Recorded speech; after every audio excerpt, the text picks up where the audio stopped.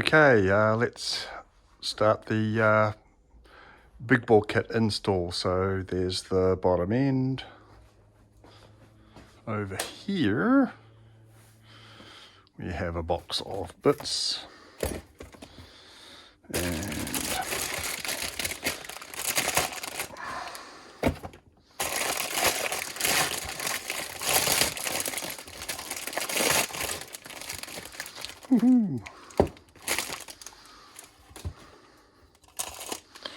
rings,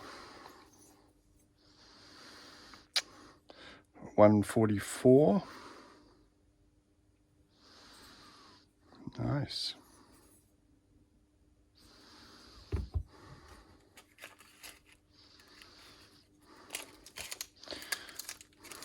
Oh, some valve guide seals, gudgeon pin clips, pistons, rings. So let's get in and gap the rings and see how we go. In the process of installing the big bore kit, I thought this would be a good indication. You can see how much larger the new piston is compared to the original, so it's quite substantial. Itty bitty.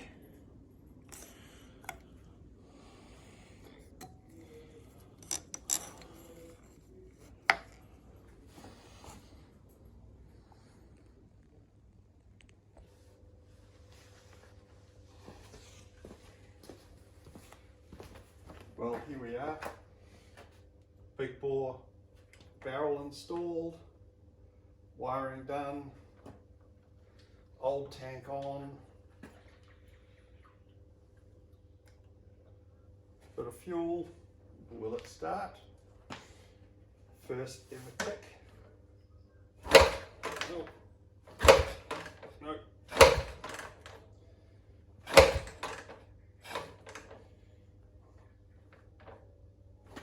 Oh man, loads of compression. I think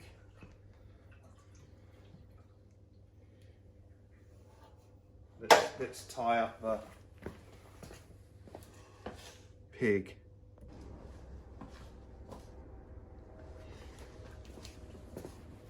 Okay, now that I've tied up the foot peg, let's see what we get.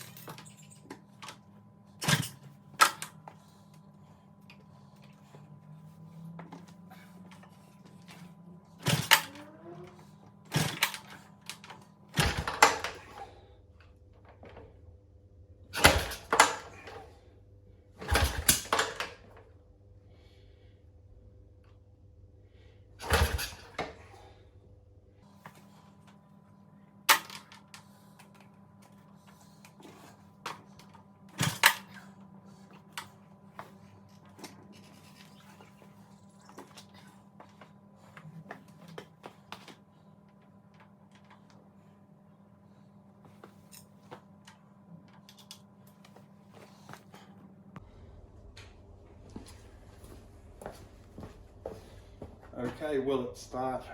Another attempt.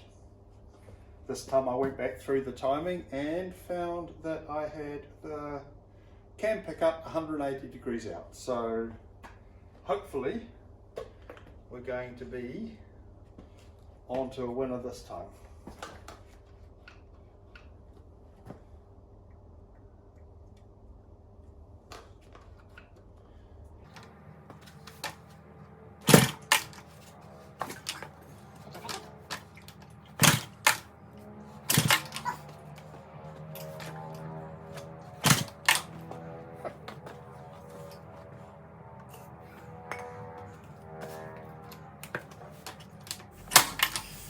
I spent 2 days trying to get this engine started with the original piston and barrel in it, and another half a day as it is now trying to get it to start. And if you jump forward, if you stick around, you can see the situation reveal itself, or if you want to jump forward, you can see it at about 11 minutes. This thing's driving me nuts.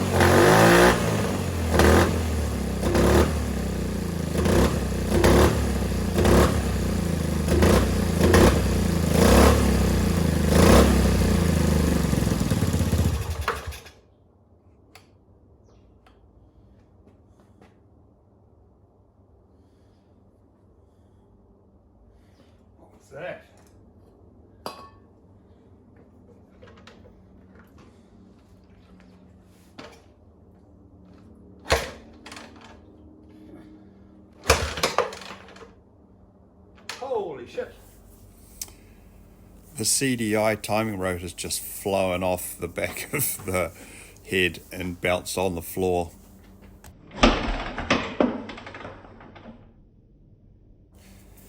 Turns out this has been the problem all along.